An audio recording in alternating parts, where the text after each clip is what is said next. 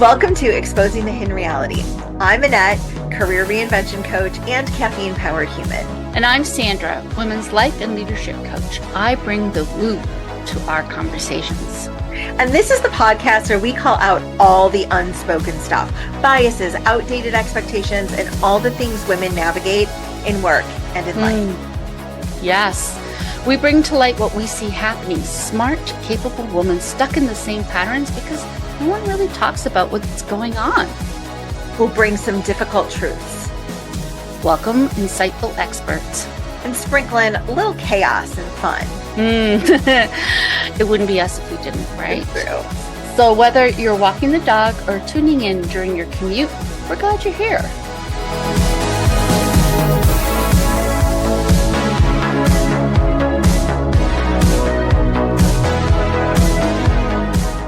Let's do this. Let's do this. You want to do the let's do this together? Like 3, 2, 1, let's do this. All right, 3, 2, 1. Let's do this. Good morning, everybody. We're so glad you joined us. We have a very special guest today that I'm so excited to talk with, Brittany. And Brittany, take us on a journey with you. We know that you're traveling right now. Tell us a little bit more about yourself and what you do. Well, hi, everyone. Thanks, Annette and Sandra, for having me. I am calling in from Guatemala, where my family is having a little temporary adventure. Usually I am based outside of Philadelphia, Pennsylvania, and I am the founder of Inclusion Jumpstart, where I am looking to help more people get comfortable with the topic of disability and creating more inclusivity in our communities and businesses. I love that. I love that. Yeah, I really do. So talk us through this concept that you were telling Sandra and I about of FOMU. So how do you pronounce it properly? FOMU? Yeah. The fear of Yeah. What is that? Tell us a little bit more about it. It's become kind of, I guess, a cornerstone in when I've had these conversations. When I was a kid, my dad was paralyzed in a car accident. And so he's been a wheelchair user since I was 12. And what I remember, even as an early teenager, what it changed, right? So I had a dad standing up and a dad sitting down, and then watching how people would treat him differently. Sometimes just, I could see their awkwardness. I could see their discomfort. And it was just a part of this, I guess, my teenage awareness. And as I grew older, I found that I had that reaction to someone with a different disability by the time I got to college. So I had been very comfortable around my own father and around wheelchairs, people whose situations I understood. But then once I was in the context of other disabilities, that kind of that fear response kicked in. And so what I had come to when I started having these conversations more and more, and I can talk about how that got into my professional life, but the phrase that always would come up, or that I'd hear from people, or that I had to assess in my own, feelings, was people are afraid of messing up. They've got FOMU. And so that fear, and for me in this work in the context of disability, has been what I believe to be the barrier to inclusion that we're not talking about enough. Because on the side of the people who feel it, it comes with a lot of shame.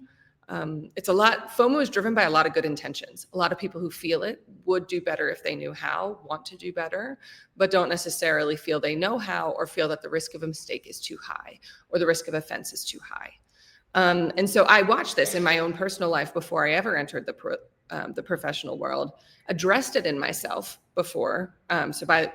During college, I was surrounded by empathetic people who helped me understand and connect the dots as to why I was treating other people the way that people treated my dad. So for me, it wasn't as, I knew it was a problem as soon as I felt it, and I knew I needed to fix it because I had watched others do it. But then by the time I got into my professional career, nearly 20 years ago, I started to realize how this was not a one-off kind of thing. This was a very deeply rooted reaction, a lot of deeply rooted misconceptions that fed it, and a lot of really well-intentioned people whose fear were keeping them in cycles of avoidance. So is it that there's fear? So the fear that we're talking about is the fear of that people feel who are approaching somebody with a visible disability. Is that correct? So I would say visible or disclosed. Okay. Because it's really the topic of disability that can make people uncomfortable. Now, many people, it isn't apparent and they don't have to disclose, and they can mask and bypass that immediate interaction. But that they can also sometimes be outed if they need an accommodation, right? Or some situation happens where or something comes out, right? To me, anytime a disability is known or apparent, it can trigger these kinds of reactions in others. And it is fear married with the misconception. Because a lot of times it's the misconceptions like, people with disabilities can't do that, or someone with a specific disability can't do that. I can't hire them, but I can't tell them that. I don't want to make them feel bad, so it's based on misconceptions, but the fear comes usually from a good place. It's just the good intentions, people don't necessarily feel like they can act on them without causing harm to themselves or to others, and therefore we'll start that cycle of avoidance. But even though it's an individual, those cycles of avoidance can start to normalize exclusion in different cultures, policies, companies, all that stuff, teams. So I want to be clear about who we are and are not speaking about. So we're not speaking about how the disabled person experiences others. We're talking about how others experience the person with disability. Yes. I mean, it does impact, it will affect people with disabilities. But what I have found as the daughter of a quadriplegic, as a non-disabled person, when I started going through beginning my career, I had started my own disability-related nonprofit with the intention of helping families like mine navigate life post-injury, post-spinal cord injury. So it was really just, my entire family had tremendous support after my dad's accident. Philadelphia has a phenomenal spinal cord injury hospital, a robust mentoring program. So my dad, even though it was very, very hard, was able to adapt his life with a lot of support. Go back to work, drive his car, regain his independence, et cetera, et cetera. So, but that was my normal. And by the time I got to college, because I was exploring disability a lot in college, that brought up, again, my own misconceptions and things I needed to address. But also when I connected with people whose experiences I was more familiar with based on my family's experience, I saw that my dad and my family's outcome was not this norm that maybe I had thought was as a teenager. And so that my first foray into disability was to help people get resources. Now, I did that for many years, but what would happen is as a non-disabled person talking about this topic, I'd show up at conferences, wherever, people, what do you do, right? So I was bringing this topic up a lot around a lot of non-disabled people. And then people started telling me stuff. And stuff that I realized, if my dad was next to me or someone else with a disability, or if you knew me to have a disability, you would not be saying this out loud. Things like, I had a boss in a wheelchair once and I didn't know what to do, so I avoided him. People telling me times that they had their own anecdotal things, like, I don't know if I did this right. Like, it was not shared with pride at all. And it wasn't shared with malice. It was shared with like, what did I do? And should I have done this differently? And so it was years. So I'm running this website, which is unrelated to this, but I'm fielding these kind of sometimes it's rough. People would say that they'd rather be dead than live like that. And I was like, well, you're kind of talking about my dad, and I'm kind of glad he's here. And so basically it started to form. Over years, I started to realize, you have to believe X, Y, or Z to say things like that. You have to be making assumptions and that inform these kinds of statements. They're not bad people. That's the other thing. It's I saw myself in them too, because I had my own period of acting that way. But as a professional, I realized, and watching other professionals, I said, you're in charge of hiring, or you're in charge of product design, or you're running a company. If you maintain these kinds of misconceptions, if you're going with this forward, you're inevitably going to build it into your systems, which is going to lead to exclusion. And so that's kind of, I found that, and that a lot of these people would be uncomfortable or afraid to be honest with someone with an actual disability who would be just as capable to explain everything they had wrong. But that fear was a big block for people. And so that's why I found that the best thing I can offer in this space over the years, and why I started Inclusion Jumpstart earlier this year, was because I realized this is what I can do. I can open the door for people. I can get them to get over that fear and then help them understand the foundation for them to understand how they can continue their learning journey, engage directly with people with lived experience, stop trying to answer questions in a room full of people who don't represent the people they're trying to serve or include. And that's kind of, after all my years, even though it wasn't what I was intentionally doing in the beginning, that's kind of been the through line that I decided to honor in this phase of my career. And that's so true, what you mentioned, that people who don't have that disability, they're curious, they have assumptions, they have no place to talk about it, because to talk about, I guess the biggest fear you have is that I might offend the person with the disability if I ask questions that might help inform my own knowledge. Right. And the thing is, some people will be happy to talk about it, but not all. And so, and then it's what I try to help people understand is pathways to learning. So a lot of times on my LinkedIn or whatever, like I talk about this all the time, and the awkwardness. I want to normalize it, because if we don't talk about it, it's the elephant in the room, right? But it is. So after I ran my organization, I spent time working at Airbnb, 6.5 years, working on various teams related to diversity and inclusion, and a lot of disability, inclusion. And I just could see how much it affected beyond just, it feels very personal, and it is very personal. And I believe that the step forward is to address it in the individual, so that it can then be addressed in systems. Because if you think of the systems we exist in that have systemic exclusion baked into them, down to like even just a small team that has exclusion unintentionally baked into it, like those won't get fixed. You can't checkbox that or etiquette that to perfection if people still harbor misconceptions and fear that keep them from being able to authentically engage. And so that's why I felt I needed to have an ability to say, you're not a terrible person if you've ever felt that way. Like, I'm very empathy centered. Again, I've been there, right? If I had voiced the discomfort I felt in this one interaction in college and been treated and shut down or shamed or anything like that, I know that I would have wanted to hide and give up or not be found out. And so what I'd rather opt for, because I know this exists for many, many people, is to say, you are not terrible.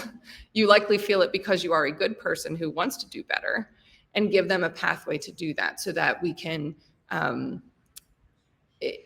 you're not a terrible person for feeling that way, but it is not an excuse for inaction, nor is it an excuse for avoidance. It's a reminder, it's a call to action, and giving people a pathway to take that step without shame, without blame, and creating a new wave of people who can support a lot of the allies and the people with disabilities who are already advocating for these kinds of things in our communities. I like that. I like that option to recognize, hey, you did something wrong. It's okay. That doesn't make you a bad person. And now this is how you can move forward. So is that what you do? Is that what you teach people? Like, these are the ways in which you can learn more or express curiosity or collect the requirements or the accommodations and decide if you can meet them? Yeah. So a few different things. Like, my core, I'm a speaker, trainer. For me, it's about starting the conversation. So for me, it does start, whether, I've worked with individuals as well. It doesn't really matter, but it is that introductory, like, you feel this way, you want to do better. And we talk about it. So I have a system, like a 3-step system that can transform. For me, it's all about, the first step is transforming your perspective on disability. Mm-hmm. If you feel this way, you likely are carrying some kind, one or a few misconceptions about disability that are affecting your ability to live your intentions to be more inclusive. And so I walk people through common misconceptions like disability is synonymous with misery, that it suggests inability, that people with disabilities, there's a lot about inspiration, where it's misapplied in the context, can be often misapplied in the context of disability in patronizing ways. So by kind of addressing these 3 steps to shift perspectives forever, you really can't, it's not memorization, so you can't go backwards. You can't forget it. It's a reframe. And then from there, like that's how I like to open the door. Then from there, it kind of depends. What are they doing? Are they a teacher? Are they a CEO? Are they running a team? So I've trained teams, like research teams that want to have more diverse panels, recruiting teams that don't want their bias to keep them from getting great talent. So this is the kind of, it can come in different ways, but every training I've ever done, or anytime I've ever spoken about this, always has the heart of the 3 steps. I never assume, people don't assume those things, because I like to make sure we all have a common foundation of how we can see disability more in a more open-minded and more informed way. And then from there, it's about, I do this now like on LinkedIn or whatever, but in the context of working more deeply with a person or an organization, it is then saying, okay, and now from here, this is how you diversify your feed. Because there are people who are living with disabilities who are very much putting themselves online. So that is those spaces that people can learn and consume and get better without, cornering someone in their office who might feel uncomfortable. And then, I have a tremendous network of incredible consultants with lived experience, who I like. Success for me is getting people more ready to work directly with people with lived experience. So when it comes to, you mentioned accommodations and I don't want to do your accommodations policy. Like yeah. I want to get you to be thinking about accommodations through the lens of a healthy mindset about disability. And then I want you hiring someone with a disability who specializes in accommodation policies, who can make sure that you are approaching that in the right way. So that's kind of how I see, again, I try to be really intentional about how I plug in, because I want there to be more,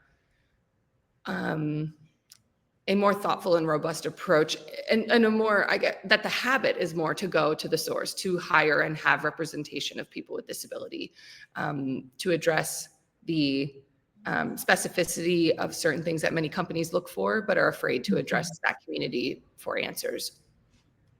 Yeah.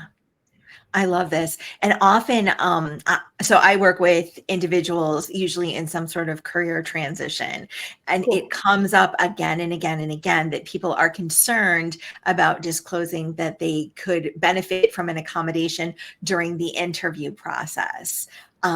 It gives the individual that needs the accommodation a lot of anxiety to say, what if I put myself out there and then I'm met with bias or worse, prejudice? And, many times they decide to forego this special accommodation that could really help them in lieu of keeping their privacy and not putting them up to a potential biased interaction. So how would you inform people that are hiring individuals to take the time and understand what that means and if they can meet the need? Yeah, I've heard that story time and time again, and it is hard because it is a very personal decision. And yes. And currently we do live in a world where that fear is very valid. I would like us to get past that point, but when it comes to working with companies, I think what I've had pushback sometimes, which always is like, all right, we got work to do, but we don't have disabled employees here. And the thing is, most disabilities are non-apparent. And so when it kind of, and then imagine if that's the top-down culture, then of course the non-apparent, the disabled people who are non-apparent who can hide do, right? I could completely understand why they would, right? And then you have this cycle, but they're not here, and then but people want to hide because they're not safe, and so it just breaks. It's a self-fulfilling cycle. It is. So what, unless you're like a 1 or 2 person company, like your odds get pretty darn high that you've got people who would benefit from, well, first and foremost, being able to be themselves. And Yes. 2, it might get more structural in terms of wanting or needing accommodations. And so my approach is, again, it comes back to that fundamental approach to disability. It is viewed as negative, right? It is viewed as a deficit. And that needs to change. That is because it is not accurate. And so when we can get people in a hiring situation or a leadership position to understand and see disability as neutral, it is a neutral element, and in general, it's not even in the context of business, but in life, disability is a neutral element of someone's identity. Mm-hmm. How it affects them varies widely. Yes. It can be the same diagnosis on 2 people. It can be one person with a single diagnosis on different days. It is, and it doesn't matter. It can be the best thing that happened to someone. It can be the thing they struggle with the most. But a lot of times when it comes in a hiring position or this idea, I've seen is that a lot of times people think disability, just the umbrella, is a monolith. It's this negative monolith that impacts ability. And if you're engaging in it, you're doing charity, right? Like there's just so many assumptions and these old, deeply rooted misconceptions that skew someone's ability to just say, hey, I need this for the interview, and you will see my true power. Right. And so it is, for me, it all goes back to walking. Like if I had the opportunity to work with a hiring team, that's what I do. It's addressing this negativity, and it's going back to what they may assume about incapability. Right. It's sometimes helping people understand that not having a disability is not synonymous with perfect productivity and perfect capability. Right. Like, so I think what gets lost is that many people who apply for jobs and either don't disclose or do not have a disability, they're given benefit of the doubt. Like I feel like now there are other biases in the hiring process. So I'm not saying the hiring process is perfect, but sometimes it's, if you think, if a woman were to sit down for a job and the hiring person was like, well, you're a woman. So they're doing mental gymnastics. Like, I don't think they can do this because they're a woman. I know it still happens, but it is more collectively cringy that like, you're not supposed to do that, right? That there's this awareness that if the woman says she can do X, Y, Z, right, there's much higher chance that they'll believe her. But if someone with a disability says the same, I can do X, Y, and Z for a job, there's that, oh, can they though? Are you sure? Maybe they can't. We should probably, and then I've had people tell me that they've cut people out of the hiring process early because they were afraid to have to reject them later in case they would have to. And I've had people tell me that once a job required lifting 50 pounds and his disability affected his gait. And when it came to that part, he could lift 50 pounds. But when the woman was like, when it came to that part of the interview, can you lift 50 pounds? And he's had indicated yes, right? That's why he was there. And she was like, are you sure you can lift 50 pounds? And so that bias might affect other people who may look a certain way, right? But it's that when you lose that sense of trust, that benefit of the doubt, that if someone tells you they can lift, I'm like, unless you have a 50-pound thing in that interview room, and that's a part of the interview process for everyone deserves the same benefit of the doubt, the same sense of trust. Now, but I don't feel that that's where we are, that we want to move every marginalized identity in a direction of, you tell me you can do it, I believe you. Mm-hmm. Right. Or your papers show you could do it, I believe you, right? That benefit of the doubt that I think other marginal identities are further ahead than disability in terms of not getting that knee-jerk bias of you can't do this. Obviously, though, there's still collective work to be done to move everybody to a direction where who they are and what they do is valid and not questioned based on who they are or their lived experience. Yeah, so important. I'm thinking of something I read recently about young children when they're confronted with something different, and how they respond and how parents respond. Mm-hmm. So can you talk a little bit about how as parents, we can do a better job of helping our children understand disability when they see it.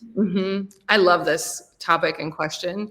It doesn't always come up in the context of professional discussions, but it is, again, like such a part of that human journey. And I do think that we can't look at the professional implications without looking at the human being that's engaging in the world.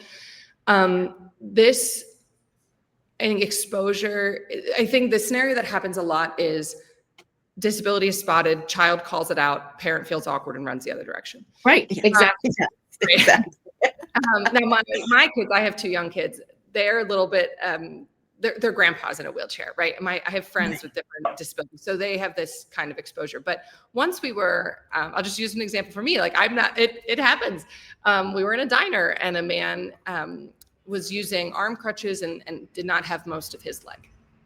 And my son goes, "Mom, that guy doesn't have a leg."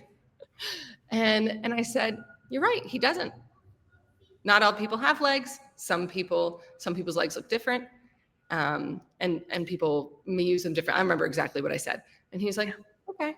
Now there was a little pit in my stomach. I'm not gonna lie. There is a human element to this where I thought, like, did you have to say that so loud? Because I didn't know the person. Again, I'm just, this guy probably just wants to enjoy his dinner or breakfast or whatever. But I just, at the end of the day, kids are kids. If the reaction in that exact same scenario is, "Shh, don't say that. Don't say anything. That's rude," then he'll associate something negative to disability. So Yes. what I have learned, what I've done in my own life and what I've advised to others is to honor the curiosity, and you can honor their curiosity and be respectful. Now, I have often seen that people don't have as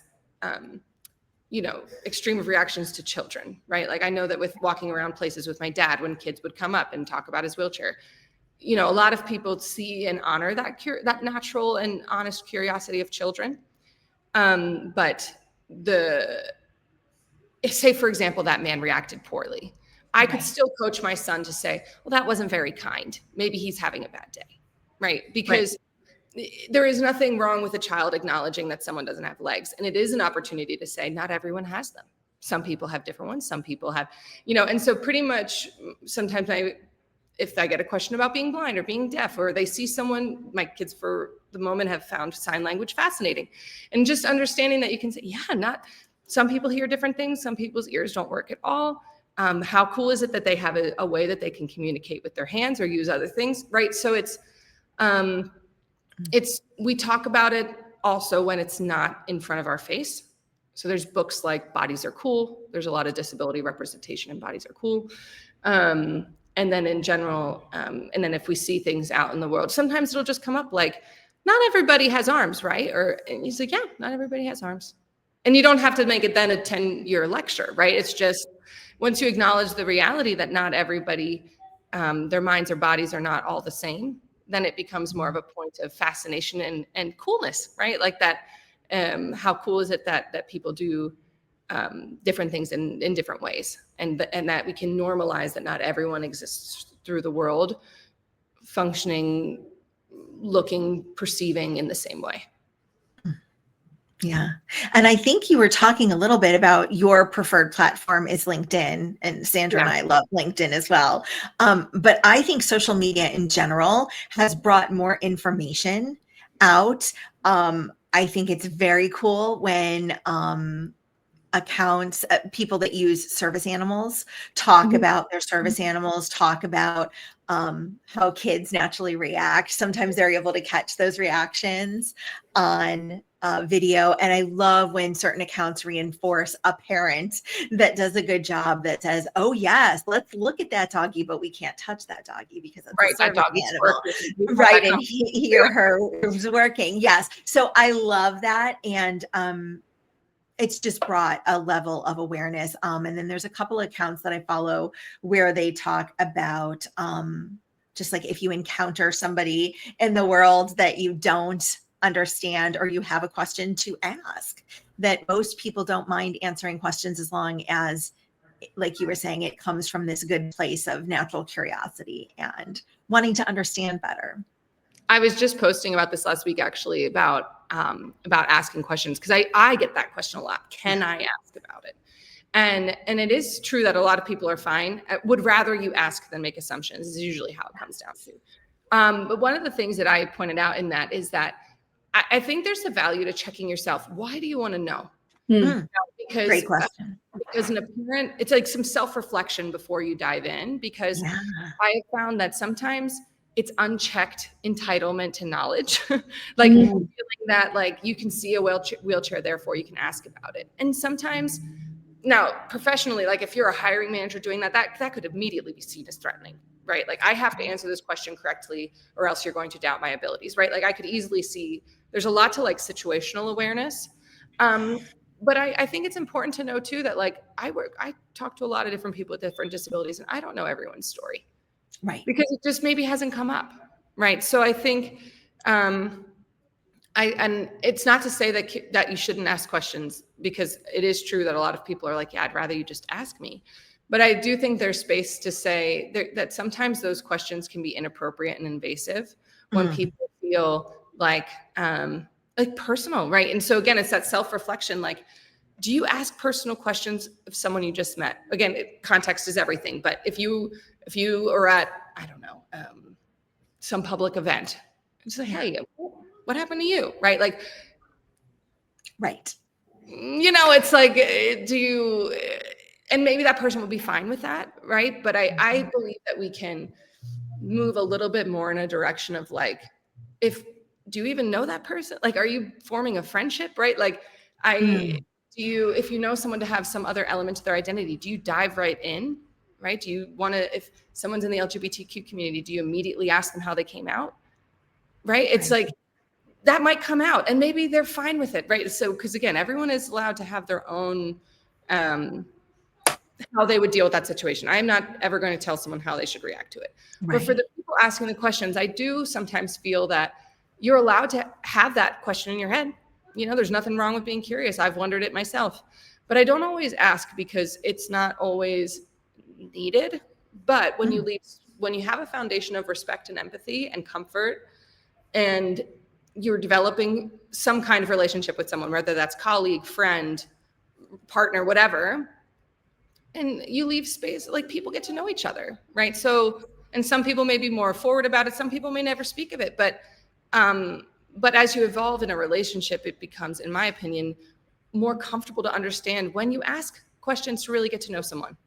And I think sometimes the scenarios that I hear about, or the horror stories you see a lot of times on social media, is like, what happened to you? What's wrong with you?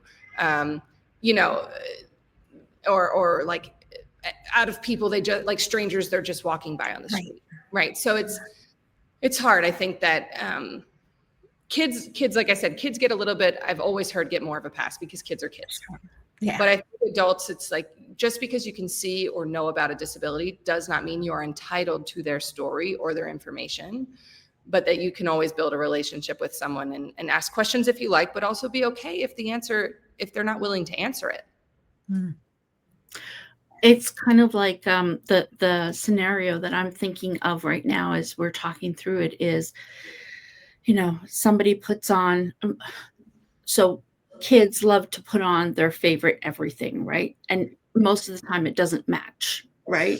So think of that as an adult. Now you're walking in, you're wearing your favorite everything, and you're walking down the street and people are looking at you, and somebody comes up and says, oh my God, what happened to you this morning when you put that stuff on, right? It's kind of like, you wouldn't do that to somebody walking along on the street, right? So yeah. And I just think, like, again, we don't know, like, even the question, what happened to you, implies that something happened. Exactly. Not everyone had something happen. So it's very, there's a lot of us, you can ask a lot of there can be a lot of assumptions and questions. But a lot of times people don't get through the greeting, right? Like, if you're greeting someone, I had a conversation once with a guy in a wheelchair at a conference.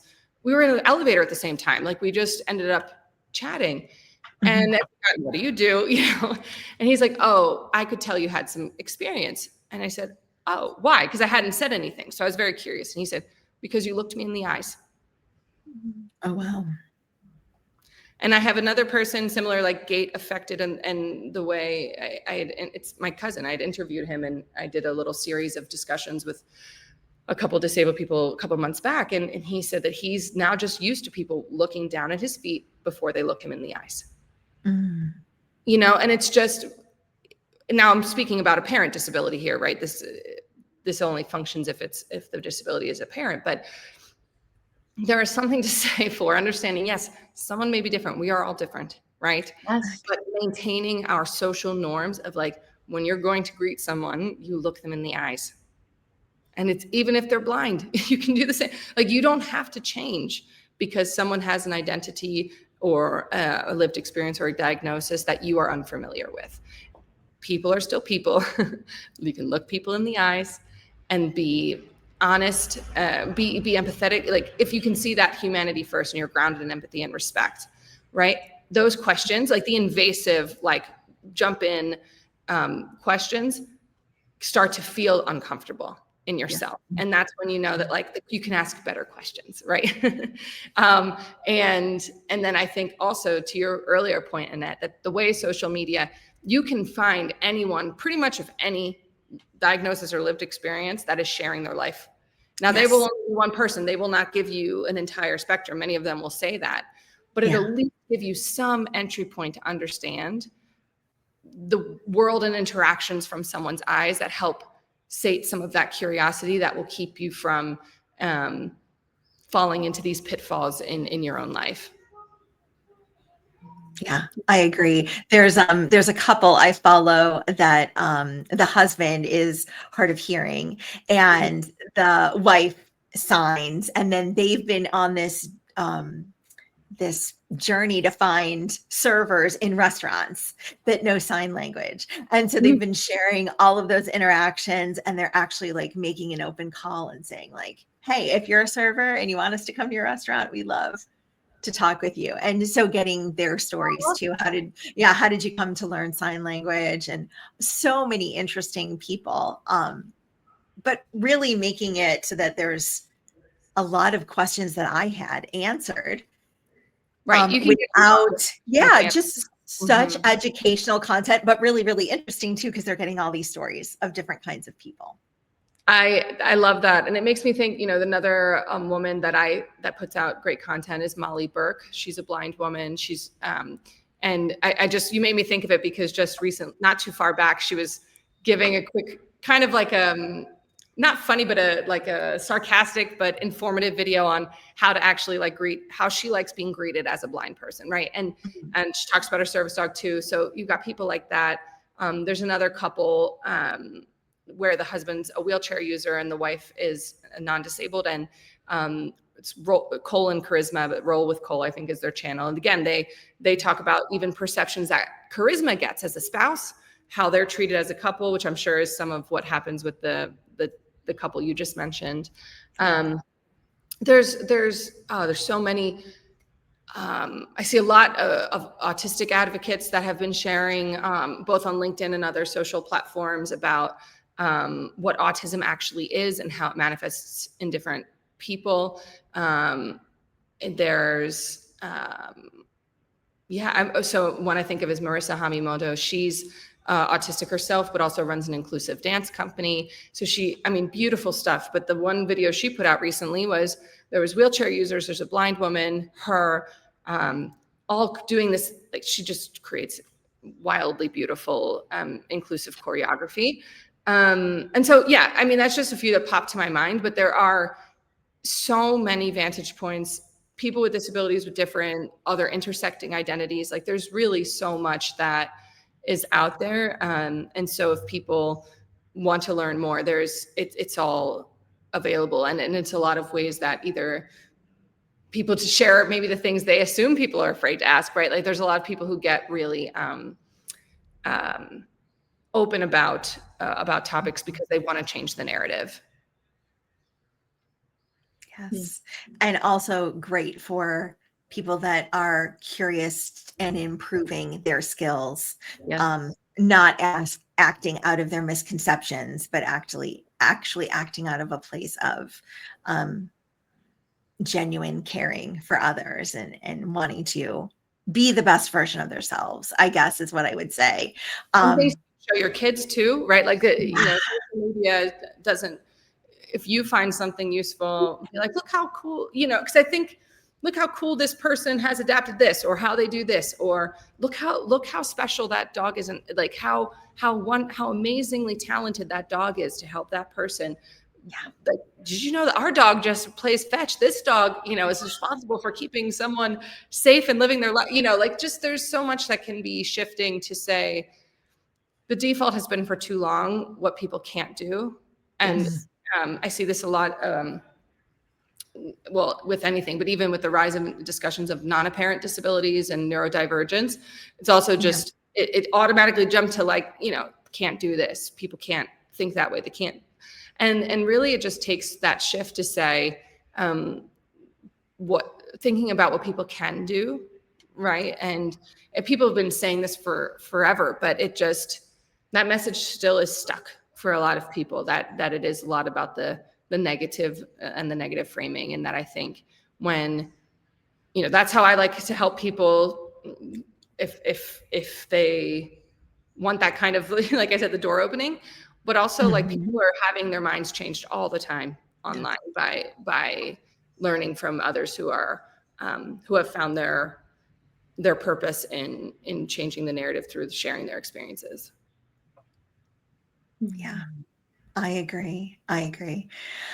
So Brittany, tell us, if we wanted to get in contact with you or we wanted to work with you, what's the best way to reach you? Yeah. So as we discussed, our platform of choice, I am most easily connected on LinkedIn. So Brittany Martin Déjean on LinkedIn. Inclusion Jumpstart is just inclusionjumpstart.com. You can also contact me through there. And so, yeah, and even if you just want to shoot me an email, Brittany@inclusionjumpstart.com, then honestly, I can offer different things like speaking, trainings and workshops. Like I said, it kind of really depends where someone is. But honestly, if you just want a non-judgmental ear, is this me? Am I awkward? Is my awkwardness misplaced? And understanding what some steps could be, or just how can I learn from more people who are out or more need of resources. Like I love to have this conversation, and I think, as we've said, many people are evolving at their own pace, but I think that, and why I'm doing this is because I believe that we don't have to wait that long. We don't have to wait for everyone to make their own individual evolution in their own life without some other intervention. Like, it just takes long. And so like I said, if I can bring this conversation to wherever you work or exist, and get people moving in that direction more quickly, like that's why I'm here. That's what I want to do. It's beautiful. It is so needed. Thank you. Yeah, for sure. Great. Well, Brittany, we really thank you for bringing this important topic to our attention and helping us get some ideas on how we can be more inclusive in our own lives. Yeah. Thank you so much for having me. Absolutely. Thank you so much.